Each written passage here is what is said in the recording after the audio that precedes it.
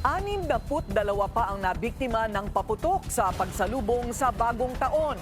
Sa kabuuan, 235 cases of fireworks-related injuries ang naitala ng DOH ngayong holiday season. Pero ito ay posible pa raw madagdagan. Narito ang agenda report ni Elijah Bonzo. Kumpara sa salubong 2025, mas mababa ang bilang ng fireworks-related injuries ngayong pagsalubong sa 2026.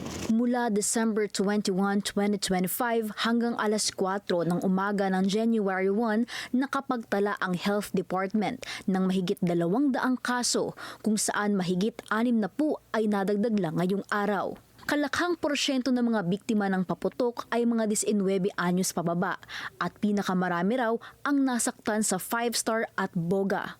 Lahat ng nakaranas ng paputok, gaano man kaliit ang sugat, ay dapat magpakonsulta sa pinakamalapit na ospital upang maiwasan ang tetano. Ang mga sintomas ay hindi lumalabas hanggang mga 8 araw. Ang ilan ay hanggang 21 araw pagkatapos at maaari itong ikamatay. May bakuna laban sa tetanus na makukuha sa mga ospital. Sakaling madisgrasya sa paputok, tumawag agad sa National Emergency Hotline 911 para sa emergency medical assistance. Bagamat mas mababa ng 42% ang naitalang kaso ng fireworks-related injuries ngayong taon, inaasahan pa rin na madadagdagan ang bilang na ito dahil patuloy raw ang surveillance ng DOH hanggang sa 5 ng Enero. Para sa agenda, Elijah Bonzo, Billionaire News Channel.